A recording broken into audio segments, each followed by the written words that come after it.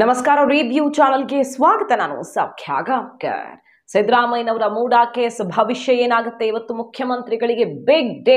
ಈ ಹೊತ್ತಲ್ಲಿ plan A plan B ಅಂತ ರೆಡಿ ಆಗ್ತಿರುತ್ತಲ್ಲ, ದೂರುದಾರರ ಕಡೆಯಿಂದ ಮತ್ತು ಮುಖ್ಯಮಂತ್ರಿಗಳ ಕಡೆಯಿಂದ ಏನ್ ತೀರ್ಪು ಬಂದ್ರೆ ಏನಾಗಬಹುದು ಅನ್ನೋ ತಯಾರಿ ಆಗ್ತಾ ಇತ್ತು. ಇದೊಂದು ಅಂಶ ನಮ್ಗೆ ಖಂಡಿತವಾಗಿಯೂ ಜಯ ಕೊಡುತ್ತೆ ಅಂತ ದೂರುದಾರರು ಹಿಡ್ಕೊಂಡಿದ್ದಾರೆ. ಅಕಸ್ಮಾತ್ ತಪ್ಪಿದ್ರೂ ಕೂಡ ಹೈಕೋರ್ಟ್ನಲ್ಲಿ ಈ ತೀರ್ಪು ಮುಖ್ಯಮಂತ್ರಿಗಳ ಪರವಾಗಿ ಬಂದರೂ ಕೂಡ ರಾಜ್ಯಪಾಲರು ಕೊಟ್ಟಿರೋ ಪ್ರಾಸಿಕ್ಯೂಷನ್ ಅನುಮತಿ, ತನಿಖೆಗೆ ಅವಕಾಶ ತಪ್ಪು ಅಂತ ಹೈಕೋರ್ಟ್ ಆದೇಶವನ್ನ ಕೊಟ್ಟರೂ ಕೂಡ ನಮಗಿನ್ನೊಂದು ಚಾನ್ಸ್ ಇದೆ. ಆಲ್ರೆಡಿ ಆ ಪ್ರಕ್ರಿಯೆ ಈಗ ಒಂದು ಹಂತಕ್ಕೆ ಬಂದು ನಿಂತೇ ಬಿಟ್ಟಿದೆ. ಹಾಗಾಗಿ ನಮಗೇನೂ ಸಮಸ್ಯೆ ಆಗಲ್ಲ ಇವತ್ತಿನ ತೀರ್ಪಿನಿಂದ ಅಂತಿದ್ದಾರೆ ಇನ್ನೊಬ್ಬರು ದೂರುದಾರರು. ಮಾಹಿತಿ ಮುಂದೆ ಇಡ್ತಾ ಇದೀವಿ, ಮಿಸ್ ಮಾಡ್ತಾರೆ ನಮ್ಮ ಚಾನಲ್ನ ಸಬ್ಸ್ಕ್ರೈಬ್ ಮಾಡಿ, ನಿಮ್ಮ ಅಭಿಪ್ರಾಯ ಕಮೆಂಟ್ ಮಾಡಿ ತಿಳಿಸಿ. ವೀಕ್ಷಕರೇ, ಹೈಕೋರ್ಟ್ನ ತೀರ್ಪಿನ ಆಧಾರದಲ್ಲಿ ರಾಜ್ಯ ರಾಜಕಾರಣದಲ್ಲಿ ಬಹಳಷ್ಟು ಮಹತ್ವದ ಬೆಳವಣಿಗೆಗಳಾಗ್ತವೆ.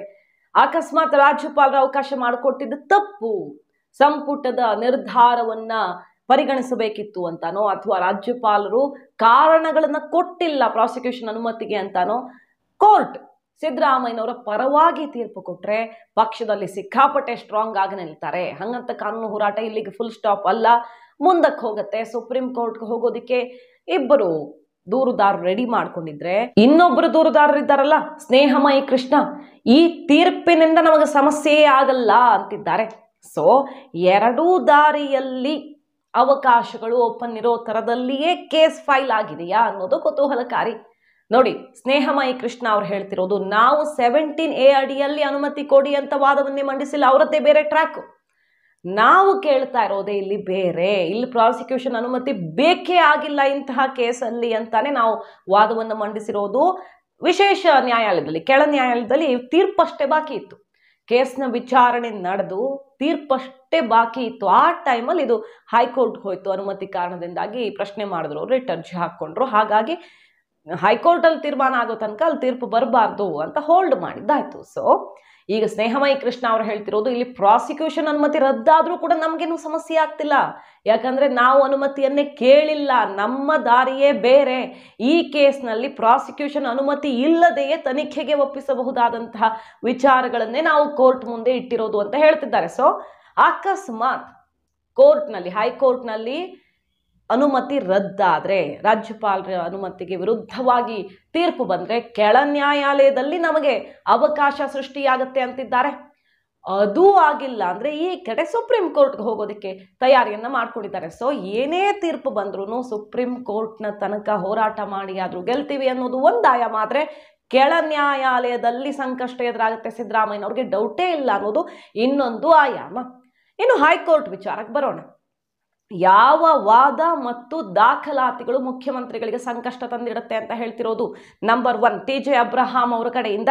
TJ ಅಬ್ರಹಾಂ ಅವ್ರು ಹೇಳ್ತಿರೋದು, ಯಡಿಯೂರಪ್ಪನವರ ಕೇಸಲ್ಲಿ ನೇರವಾದ ಸಹಿಯಲ್ಲಿತ್ತು ಅಂತ. ಈಗ ಮುಖ್ಯಮಂತ್ರಿಗಳ ಪರ ಅಭಿಷೇಕ್ ಮನು ಸಿಂಘ್ವಿ ಅವರು ವಾದ ಮಾಡಿದ್ದೇನು? 17A ಅಡಿಯಲ್ಲಿ ಅವಕಾಶ ಮಾಡಿಕೊಟ್ಟಿದ್ದಾರೆ. ಸರಿ, ಅದಕ್ಕೊಂದಿಷ್ಟು ನಿಯಮಗಳಿಲ್ವಾ ಅಂತ ಅವ್ರು ಕೇಳಿದ್ದು. ಮುಖ್ಯಮಂತ್ರಿಗಳಿಂದ ನೇರವಾಗಿ ಆದೇಶ ಹೋಗಿದೆಯಾ ಈ ಸೈಟ್ ಕೊಡಿ ಅಂತ, ಅಥವಾ ಸಹಿ ಇದೆಯಾ, ಶಿಫಾರಸ್ ಇದೆಯಾ, ಟಿಪ್ಪಣಿ ಇದೆಯಾ? ಏನೂ ಇಲ್ಲ ಅಂದ ಮೇಲೆ ಹೆಂಗ್ ಸಿದ್ದರಾಮಯ್ಯನವರಲ್ಲಿ ಫಿಟ್ ಆಗ್ತಾರೆ ಅಂತ ಅವರು ವಾದ ಮಾಡಿರೋದು. ಈಗ ಅಬ್ರಹಾಂ ಅವರು ಹೇಳ್ತಿರೋದು ಏನಪ್ಪಾ ಅಂತ ಕೇಳಿದ್ರೆ, ಯಡಿಯೂರಪ್ಪನವರ ಕೇಸಲ್ಲೂ ಕೂಡ ಎಲ್ಲೂ ಇಂತಹ ನೇರವಾದ ಆದೇಶ ಅಥವಾ ಸಹಿ ಇರಲಿಲ್ಲ. ಅಲ್ಲಿ ಹೆಂಗಾಯ್ತು, ಇಲ್ಲೂ ಹಂಗೆ ಆಗತ್ತೆ, ನೋ ಡೌಟ್ ಅಂತ ಹೇಳ್ತಿದ್ದಾರೆ ಅವರು. ಅವರ ಆತ್ಮವಿಶ್ವಾಸದ ಮಾತದು. ಹಾಗಾಗಿ ಕ್ಲಿಯರ್ ಆಗೇ ಆಗತ್ತೆ. ಇಲ್ಲಿ ಬೇರೆ ಇನ್ನೇನಕ್ಕೋ ಪ್ರಾಸಿಕ್ಯೂಷನ್ ಅಂದ್ರೆ ಇನ್ನೇನೋ ಮಾಡಿ ಅವಕಾಶ ಕೊಟ್ಟಿಲ್ಲ. ರಾಜ್ಯಪಾಲರು 19 ಅಡಿಯಲ್ಲಿ ಕೊಟ್ಟಿಲ್ಲ, ಕೊಟ್ಟಿರೋದು 17A ಅಡಿಯಲ್ಲಿ. ಸೊ ತನಿಖೆಯಾಗಬೇಕು, ಇದು ಸಿಂಪಲ್ ಅಂತ ಹೇಳ್ತಿದ್ದಾರೆ. ಲೋಪಗಳಿವೆಯಾ, ಇಲ್ಲಿ ತಪ್ಪಾಗಿದೆಯಾ ಅಂತ ಮೇಲ್ನೋಟಕ್ಕೆ ನೋಡ್ಬೇಕು. ದಾಖಲೆಗಳೆಲ್ಲ ಒಂದಕ್ಕೊಂದು ತಾಳೆ ಆಗ್ತಿಲ್ಲ ಅಂದ್ರೆ ಲೋಪಗಳು ಮೇಲ್ನೋಟಕ್ಕಂತೂ ಕಂಡು ಬರುತ್ತಲ್ಲ, ಆಗ ಅದನ್ನ ಕನ್ಫರ್ಮ್ ಮಾಡ್ಕೊಳ್ಳೋದಿಕ್ಕೆ, ತಪ್ಪಾಗಿದೆಯಾ ಇಲ್ವಾ ಅನ್ನೋದನ್ನ ಖಚಿತಪಡಿಸೋದಿಕ್ಕೆ ತನಿಖೆಗೆ ಅವಕಾಶ ಕೊಟ್ಟಿರೋದಷ್ಟೇ ರಾಜ್ಯಪಾಲರು. ಹಾಗಾಗಿ ಕೋರ್ಟ್ ರಿಜೆಕ್ಟ್ ಮಾಡೋಕ್ ಚಾನ್ಸೇ ಇಲ್ಲ. ರಾಜ್ಯಪಾಲರು ಪ್ರಾಸಿಕ್ಯೂಷನ್ ಮತ್ತೊಂದು ಅಂತ ಮುಖ್ಯಮಂತ್ರಿಗಳಿಗೆ ಏನೋ ಸಮಸ್ಯೆಯನ್ನ ತಂದಿಡುವಂತ ಹೆಜ್ಜೆ ತಗೊಂಡೇ ಇಲ್ಲ. 17A ಅಡಿಯಲ್ಲಿ ಅಂದ್ರೆ ಇದನ್ನ ಮುಖ್ಯಮಂತ್ರಿ ಸಿದ್ದರಾಮಯ್ಯನವರಿಗೆ ಬಂದಿರುವಂತ ಕಳಂಕವನ್ನ ದೂರ ಮಾಡೋದಿಕ್ಕೂ ಆಗಿರಬಹುದು. ಹಾಗಾಗಿ ತನಿಖೆಯ ಅವಕಾಶಕ್ಕೇನು ಸಮಸ್ಯೆ ಇಲ್ಲ. ಸೊ ಕ್ಲಿಯರ್ ಆಗೇ ಆಗತ್ತೆ ಅನ್ನೋದು ದೂರುದಾರರು ಮಾಡ್ತಿರುವ ವಾದ. ಮತ್ತೊಂದು ಕಡೆ ಸ್ನೇಹಮಯಿ ಕೃಷ್ಣ ಅವ್ರು ಹೇಳ್ತಿರೋದು ಏನು, ಇಲ್ಲಿ ಈ ಕೇಸಲ್ಲಿ ವೈಟ್ನರ್ ಹಚ್ಚಿದ ದಾಖಲೆ ಮತ್ತು ಪಾರ್ವತಿಯವರು ಬರೆದಂಥ ಪತ್ರ, ಮೂಡಾಗೆ ಬರೆದ ಪತ್ರ, ಇದೆರಡೇ ಸಾಕು ರಾಜ್ಯಪಾಲರು ಕೊಟ್ಟಂತ ಅನುಮತಿ ಎತ್ತಿ ಹಿಡಿಯೋದಕ್ಕೆ.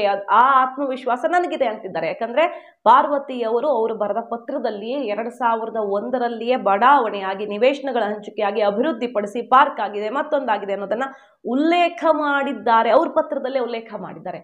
ಹಂಗಾದ್ಮೇಲೆ 2001ರಲ್ಲಿ ಇಷ್ಟೆಲ್ಲ ಆಗಿದೆ ಅಂತ ಅವರೇ ಒಪ್ಕೊಂಡ ಮೇಲೆ 2004ರಲ್ಲಿ ಕೃಷಿ ಭೂಮಿ ಅಂತ ಖರೀದಿ ಮಾಡಿದ್ದು ಹೆಂಗೆ? ಇಷ್ಟೇ ಸಾಕು, ಇಲ್ಲಿ ಅಕ್ರಮ ಎಸಗಲಾಗಿದೆ, ಎಡವಟ್ಟುಗಳನ್ನ ಮಾಡಿದ್ದಾರೆ, ಮೋಸ ಮಾಡೋದಕ್ಕೆ ಹೋಗಿ ಅನ್ನೋದು ಇಲ್ಲೇ ಕ್ಲಿಯರ್ ಆಗ್ತಿದೆ. ಇದು ಒಂದು ದಾಖಲೆ ಮತ್ತು ವೈಟ್ನರ್ ಹಚ್ಚಿರೋದು ಇಲ್ಲೇ ಲಾಕ್ ಆಗ್ತಾರೆ ಅನ್ನೋದು ಅವರ ಆತ್ಮವಿಶ್ವಾಸದ ಮಾತುಗಳು. ಸೊ ಕುತೂಹಲಕ್ಕೆ ಕಾರಣ ಆಗಿದೆ ರಾಜ್ಯಪಾಲರ ಈ ಅನುಮತಿಯ ಬಗ್ಗೆ. ಇವತ್ತು ಹೈಕೋರ್ಟ್ ಏನು ತೀರ್ಪು ಕೊಡುತ್ತೆ ಅಂತ ಒಂದು ರೀತಿಯಲ್ಲಿ ಇದು ಬಹಳ ಇಂಪಾರ್ಟೆಂಟ್ ಜಡ್ಜ್ಮೆಂಟ್ ಆಗುತ್ತೆ. ಮುಂದೆ ಬಹಳಷ್ಟು ಕೇಸ್ಗಳಲ್ಲಿ ರೆಫರೆನ್ಸ್ ತಗೊಳ್ಳುವಂತಹ ಜಡ್ಜ್ಮೆಂಟ್ ಆಗುತ್ತೆ. ತನಿಖೆ ನಡೆದಿಲ್ಲ, ರಿಪೋರ್ಟ್ ಬಂದಿಲ್ಲ, ಆದರೂ ಅವಕಾಶ ಮಾಡಿಕೊಟ್ಟಿದ್ದಾರೆ ಅನ್ನುವ ವಿಚಾರ, ಸಂಪುಟದ ಶಿಫಾರಸನ್ನ ಪರಿಗಣಿಸಬೇಕಿಲ್ಲ ಅಂತ ಹೈಕೋರ್ಟ್ ಜಡ್ಜೆ ವಾದ ಪ್ರತಿವಾದದ ಟೈಮಲ್ಲಿ ಕ್ಲಿಯರ್ ಮಾಡಿದ್ದಾರೆ. ಅವರೇ ನೇಮಕ ಮಾಡಿರುವಂತಹ ಸಂಪುಟ ಅದು ಸಿದ್ದರಾಮಯ್ಯನವರು ಅಂದ್ರೆ ಸಿಎಂ ಕೇಸ್ಗೆ ಸಂಬಂಧ ಅಂತ ಬಂದಾಗ ಪರಿಗಣಿಸಬೇಕಾಗಿಲ್ಲ, ಪರ್ಟಿಕ್ಯುಲರ್ ಬೇರೆ ಸಂದರ್ಭಗಳಲ್ಲಿ ಮಾತ್ರ ಪರಿಗಣಿಸಬೇಕು ಅನ್ನೋದನ್ನ ಅವರೇ ಕ್ಲಿಯರ್ ಮಾಡಿದ್ದಾರೆ. 17A ಅಡಿಯಲ್ಲಿ ಖಾಸಗಿ ದೂರು ಅಕ್ಸೆಪ್ಟ್ ಮಾಡೋಕೆ ಪ್ರಾಬ್ಲಮ್ ಇಲ್ಲ ಅನ್ನೋದನ್ನ ಕೋರ್ಟೇ ಅಭಿಪ್ರಾಯ ಪಟ್ಟಿದೆ ವಾದ ಪ್ರತಿವಾದಗಳ ಸಂದರ್ಭದಲ್ಲಿ. ಸೊ ನಮ್ಮ ಪರವಾಗಿರುತ್ತೆ ಅಂತ ಇವ್ರು ಹೇಳ್ತಾ ಇದ್ರೆ ಚಾನ್ಸೇ ಇಲ್ಲ. ರಾಜ್ಯಪಾಲರು ಕಾರಣಗಳನ್ನ ಕೊಟ್ಟಿಲ್ಲ ಅನ್ನೋದೇ ನಮಗಾಧಾರ ಅಂತ ಮುಖ್ಯಮಂತ್ರಿಗಳ ಪರವಾಗಿ ಲೀಗಲ್ ಟೀಮ್ ಹೇಳ್ತಿರೋದು. ಅಕಸ್ಮಾತ್ ಸಿದ್ದರಾಮಯ್ಯನವ್ರಿಗೆ ವ್ಯತಿರಿಕ್ತವಾಗಿ ಬಂದು ಪ್ರಾಸಿಕ್ಯೂಷನ್ ಅನುಮತಿಯನ್ನು ಎತ್ತಿ ಹಿಡಿದಿದ್ದೇ ಹೌದಾದ್ರೆ ಇನ್ನೊಂದು ಅರ್ಜಿ ಹಾಕ್ತಾರೆ, ಇದನ್ನ CBI ಕೊಡಬೇಕು, ಸ್ವತಂತ್ರ ತನಿಖಾ ಸಂಸ್ಥೆಗೆ ಇನ್ವೆಸ್ಟಿಗೇಷನ್ ಒಪ್ಪಿಸಬೇಕು ಅಂತ. ಬರಲಿಲ್ಲ ಅಂತಾದ್ರೆ ಕೆಳ ನ್ಯಾಯಾಲಯದಲ್ಲಿ ಆಲ್ರೆಡಿ CBI ತನಿಖೆಗೆ ಅಥವಾ ಒಂದು ತನಿಖಾ ಏಜೆನ್ಸಿಯ ಮೂಲಕ ಆಗಬೇಕು ಇದು ಅಂತ ಅರ್ಜಿ ಹಾಕೊಂಡಿದ್ದಾರೆ. ಅದಕ್ಕೆ ಪ್ರಾತಿನಿಧ್ಯ ಸಿಗತ್ತೆ, ಆ ಮೂಲಕ ನಾವು ಜಯವನ್ನ ಸಾಧಿಸ್ತೀವಿ ಅಂತ ಈಗ ದೂರುದಾರರು ಹೇಳ್ತಾ ಇರೋದು. ಇಲ್ಲಾದ್ರೂ ಸರಿ ಅಲ್ಲಾದ್ರೂ ಸರಿ ಅನ್ನೋದು ಲೆಕ್ಕಾಚಾರ. ಈಗ ಮುಖ್ಯಮಂತ್ರಿಗಳ ವಿರುದ್ಧ ವಾದ ಮಂಡಿಸಿರೋರು ಹೇಳ್ತಾ ಇರೋ ಪ್ರಮುಖ ಪಾಯಿಂಟ್ ಅಂದ್ರೆ ಸಿದ್ದರಾಮಯ್ಯನವರ ಇಮೇಜ್ ಇನ್ನಷ್ಟು ಬ್ರೈಟ್ ಆಗತ್ತೆ, ಇಲ್ಲಿ ಯಾವುದೇ ದುರುದ್ದೇಶ ಇಲ್ಲವೇ ಇಲ್ಲ, ಬರೀ ತನಿಖೆಗೆ ಅವಕಾಶ ಕೊಟ್ಟಿರೋದ್ರಿಂದ ಆಲ್ರೆಡಿ ಸರ್ಕಾರವೂ ಮೂಡಾ ಕೇಸಲ್ಲಿ ತನಿಖೆ ಆಗಬೇಕು ಅಂತ ಒಂದು ನಿಯೋಗ ರಚನೆ ಮಾಡಿದೆ ಅಂದ್ರೆ ಲೋಪದೋಷ ಇದೆ ಅಂತ ಸರ್ಕಾರ ಒಪ್ಪಿಕೊಂಡಂಗಾಯ್ತು. ಅವರು ತನಿಖೆ ಮಾಡಿಸ್ತಿದ್ದಾರೆ, ಬಟ್ ಹೊರಗಡೆಯಿಂದ ಆಗ್ಲಿ ಸರ್ಕಾರದ ಭಾಗವಾಗಿರುವಂತಹವರೇ ತನಿಖೆ ಮಾಡಿಬಿಟ್ರೆ ಹೇಗೆ ಸತ್ಯ ಹೊರಗಡೆ ಬರುತ್ತೆ? ಸೊ ತನಿಖೆಗೆ ಅವಕಾಶ ಆಗಲಿ ಅಂತ ಮಾತ್ರ ರಾಜ್ಯಪಾಲರು ಅವಕಾಶ ಮಾಡಿಕೊಟ್ಟಿರೋದು. ಸಿದ್ದರಾಮಯ್ಯನವರ ಇಮೇಜ್ ಇನ್ನಷ್ಟು ಶೈನ್ ಆಗತ್ತೆ, ಹೊಳಪು ಬರುತ್ತೆ. ಸೊ ಅದ್ರಲ್ಲಿ ತಪ್ಪೇನಿದೆ? ಈ ಪಾಯಿಂಟು ಸ್ಟ್ಯಾಂಡ್ ಆಗತ್ತೆ ನಮಗೆ, ಇಲ್ಲಿ ಏನು ಬೇರೆ ಲೋಪಗಳಿಲ್ವೇ ಇಲ್ಲ ಅಂತ ವಾದವನ್ನು ಹೇಳ್ಕೊಳ್ತಿದ್ದಾರೆ. ಹೈಕೋರ್ಟಲ್ಲಿ ನಾವು ಇದನ್ನೇ ಮುಂದಿಟ್ಟಿರೋದು, ಇದು ಗೆಲ್ಲತ್ತೆ ಅಂತ ಕಾದು ನೋಡಬೇಕು. ಮುಖ್ಯಮಂತ್ರಿ ಕುರ್ಚಿಯ ಭವಿಷ್ಯ ನಿರ್ಧಾರವಾಗುವ ದಿನ ಕಾಂಗ್ರೆಸ್ನಲ್ಲಿ ಸಿದ್ದರಾಮಯ್ಯನವರ ಪವರ್ ಮತ್ತಷ್ಟು ಜಾಸ್ತಿ ಆಗತ್ತಾ, ವೀಕ್ ಆಗತ್ತಾ, ಪಕ್ಷದ ಒಳಗಿನ ಎದುರಾಳಿಗಳು ಕಾಯ್ತಿರುವಂತಹ ದಿನ. ಮಾಹಿತಿ ನಿಮ್ಗೆ ಇಷ್ಟ ಆಗಿದ್ರೆ ಮಿಸ್ ಮಾಡಿದ್ರೆ ನಮ್ಮ ಚಾನಲ್ನ ಸಬ್ಸ್ಕ್ರೈಬ್ ಮಾಡಿ, ನಿಮ್ಮ ಅಭಿಪ್ರಾಯ ಕಮೆಂಟ್ ಮಾಡಿ ತಿಳಿಸಿ. Thank you.